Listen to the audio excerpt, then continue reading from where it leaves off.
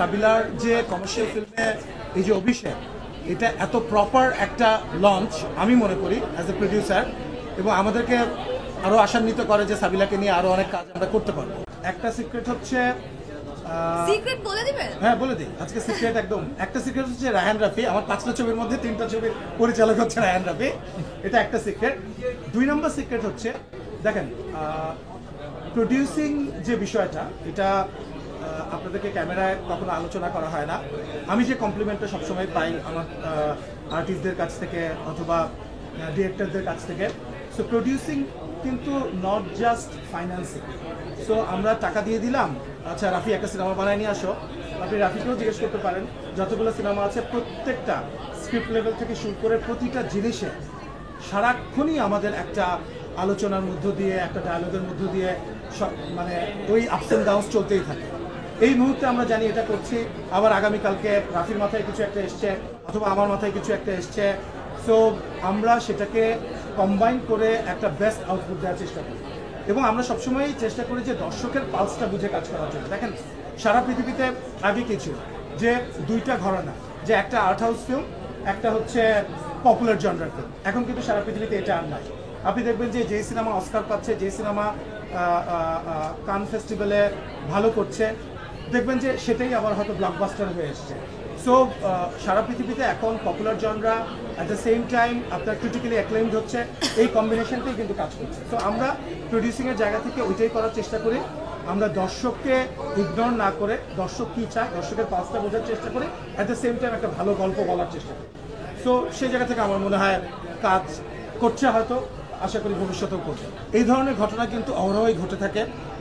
কোনো একটা ধরেন আপনি ভালো একটা কিছু নিয়ে হাজির হলে এই ধরনের ঘটনা আমরা বিগত কয়েকদিনে এই ধরনের ঘটনা আরও দেখেছি।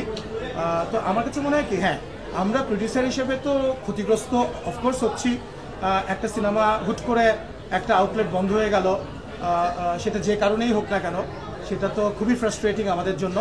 এবং আমার কাছে মনে হয় যে এটা শুধু একটা সিনেমা বন্ধ হয়ে যাওয়া না, এটা আমাদের সাংস্কৃতিক অঙ্গনে, আমাদের সাংস্কৃতিক পরিমণ্ডলে এটা এবং সংস্কৃতিবান মানুষ যারা আছে, যারা আমরা যারা একটু সিনেমা নিয়ে ভাবি, একটু সংস্কৃতি চর্চার চেষ্টা করি, সেটার উপরে একটা বড় আঘাত।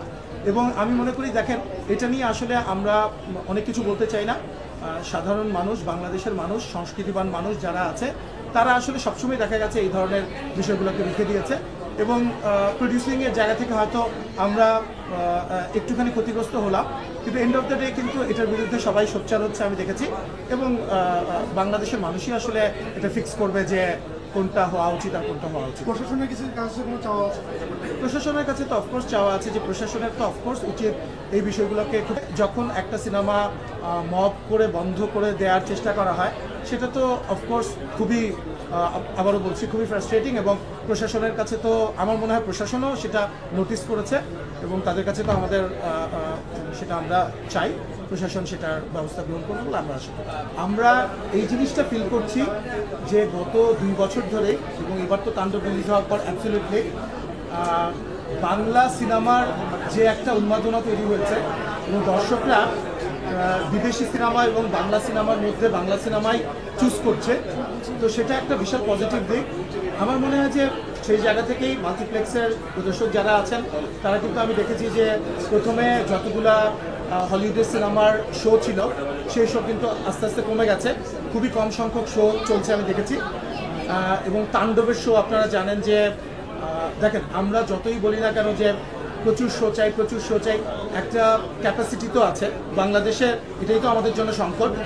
আমরা বাংলা সিনেমা এমনভাবে তৈরি করা আরম্ভ করেছি, বা বাংলা সিনেমাকে এমনভাবে ডিজাইন করা আরম্ভ করেছি গত 2 বছর ধরে, আমরা দর্শককে কিন্তু হলে নিয়ে এসেছি। আপনি দেখেন আমাদের অনেক অস্থিতিশীলতা ছিল, এবং অনেক আপস অ্যান্ড ডাউনস গেছে এর মধ্যে, কিন্তু আমরাও সিনেমা বানানো বন্ধ করিনি, এবং দর্শকও কিন্তু সিনেমা দেখা বন্ধ করেনি। এটাই প্রমাণ এবারের ঈদটা। অনেকে ভাবছিল যে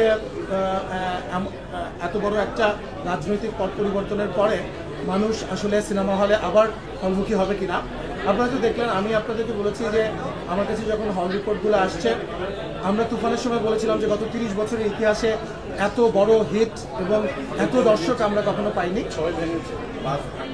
ঠিক আছে। আমরা এত বড় হিট এবং এত দর্শক আমরা কখনো পাইনি। এবং তাণ্ডবের ক্ষেত্রে আমি বলবো তুফানকে ছাড়িয়ে গেছে, ওপেনিং ডেতেও ছাড়িয়ে গেছে এবং প্রতিদিনই তুফানের রেকর্ড তাণ্ডব ভাঙছে। তো এটা তো খুবই একটা আশাব্যঞ্জক ব্যাপার। সো আমার একটাই বলার আছে, মাল্টিপ্লেক্স প্রদর্শক যারা আছেন, দেখেন সারা পৃথিবীতে যেভাবে হয়, যখনই একটা বড় সিনেমা আসে, হলিউডেও আপনি দেখবেন অথবা অন্যান্য আমাদের পার্শ্ববর্তী দেশেও আপনি দেখবেন, বড় সিনেমা যখনই আসে অথবা যে সিনেমাটা দর্শক গ্রহণ করে অনেক বেশি পপুলারিটি তৈরি হয়, তখন অটোমেটিক্যালি কিন্তু শো সংখ্যা সেটার বেড়ে যায় এবং সেভাবে করেই কিন্তু স্ট্রাকচার্ড ওয়েতে সেটা ম্যানেজ করা হয়। আমিও তাদেরকে বলবো, আমি জানি আপনাদের number of show is limited, এর মধ্য থেকেই কিন্তু দর্শককে আপনারা বঞ্চিত করবেন না।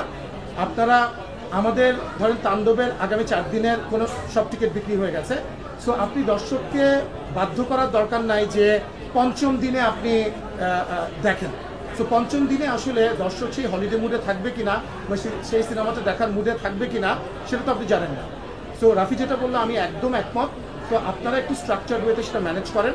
আমরা চাই সব সিনেমা চলুক, সারা পৃথিবীতেই যেই সিনেমা দর্শক বেশি দেখবে, সেই সিনেমার চাহিদা বেশি, সেই সিনেমার শো সংখ্যা বাড়বে।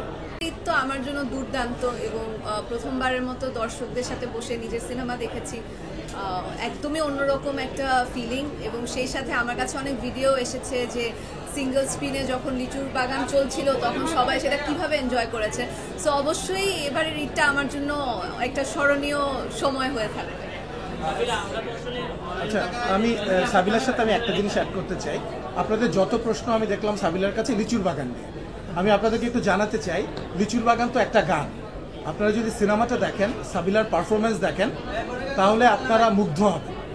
তো সাবিলার যে কমার্শিয়াল ফিল্মে এই যে অভিষেক, এটা এত প্রপার একটা লঞ্চ আমি মনে করি অ্যাজ এ প্রডিউসার, এবং আমাদেরকে আরও আশান্বিত করে যে সাবিলাকে নিয়ে আরও অনেক কাজ আমরা করতে পারবো।